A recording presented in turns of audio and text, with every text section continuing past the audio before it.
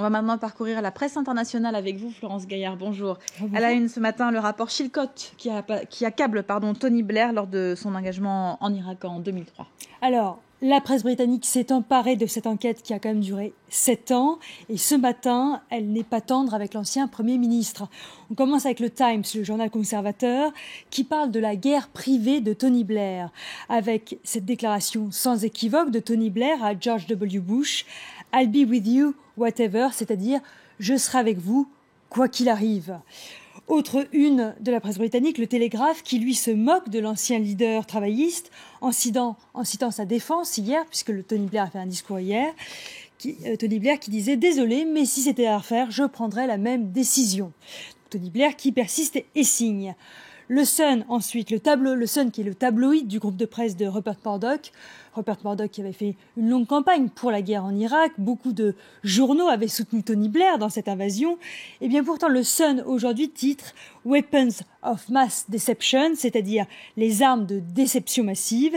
Il fait évidemment allusion aux armes de destruction massive qui étaient le motif officiel de l'invasion anglo-américaine en Irak, des armes qu'on n'a jamais trouvé. Hélène, vous le savez, la France avait refusé de s'engager. Enfin, le Spectator analyse la défense de Tony Blair. Tony Blair qui était un surdoué en politique, aimé de tous et qui est maintenant devenu un paria international. D'après le magazine de droite, Tony Blair n'est pas un menteur, mais plutôt un vrai croyant, ce qui le rend très dangereux. Il est naïf. L'ancien Premier ministre a cru qu'il pourrait exporter le libéralisme et la démocratie en Irak, mais c'était évidemment mal connaître la situation sur le terrain. Et l'auteur termine avec cette conclusion lapidaire. À l'époque déjà, le 10 Downing Street ne savait pas ce qu'il faisait. Alors voilà pour la presse britannique, très sévère. Qu'en est-il de la presse internationale ? La presse internationale n'est pas beaucoup plus flatteuse pour Tony Blair. On commence par le quotidien Asharq al-Awsat, un quotidien saoudien qui est diffusé dans tout le Moyen-Orient. D'après lui, le rapport arrive bien tard, puisqu'il arrive 13 ans après l'invasion en Irak.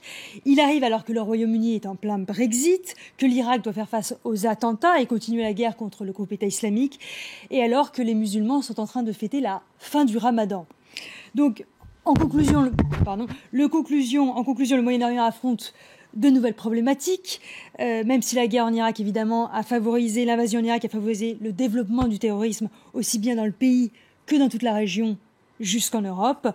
Conclusion, le Moyen-Orient est passé à autre chose, donc il fallait sortir le rapport beaucoup plus tôt.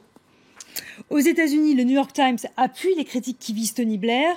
Il affirme que la dévotion du Premier ministre britannique auprès des Américains pèse maintenant sur la politique extérieure du Royaume-Uni. Les Britanniques sont devenus méfiants, échaudés par la guerre en Irak. C'est l'une des raisons pour lesquelles ils ont pris du temps pour rejoindre la coalition internationale en Syrie pour lutter contre les djihadistes. Justement, à propos de la Syrie, on y va. Là-bas se déroulent d'étranges mariages. C'est ce que révèle le Wall Street Journal. Alors là, on ne parle plus du terrorisme, mais on parle de la guerre en Syrie. Qu'est-ce qu'on voit sur cette photo ? On voit 2 jeunes femmes, 2 jeunes mariés, qui se sont mariés en l'absence de leurs époux. Pourquoi ? Parce que leur promis se trouve actuellement en Allemagne. La guerre en Syrie, en effet, a conduit beaucoup d'hommes à émigrer, à s'exiler, soit parce que leur vie était en danger, soit parce qu'il fallait trouver du travail pour justement soutenir la famille restée au pays. Donc en Syrie, actuellement, c'est un peu comme pendant la Première Guerre mondiale en France et dans d'autres pays. Les femmes qui avant étaient cantonnées au foyer, les femmes prennent de plus en plus de place dans la sphère publique, elles deviennent serveuses dans les restaurants, dans les magasins, elles remplissent les bancs des universités, alors que les hommes soit sont au front, soit sont à l'étranger. Conclusion, le mariage, ce n'est pas pour tout de suite, Hélène. On termine avec une bande dessinée de la collection Marvel qui change les visages de ses super-héros. Alors ça, c'est une bonne nouvelle, a priori pour les féministes, puisque le prochain Iron Man, l'homme de fer, sera en fait une jeune fille noire super intelligente. Voilà, elle est belle, elle est sexy, elle est intelligente, elle est noire. Donc le Washington Post nous raconte ce changement évidemment de visage d'Iron Man.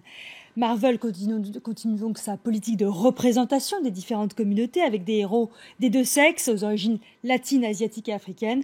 Mais tout le monde ne se réjouit pas parce que sur Twitter, on dénonce en fait, s'il y a un changement de visage des héros, les auteurs, eux, restent des hommes bien blancs, comme ça a toujours été le cas.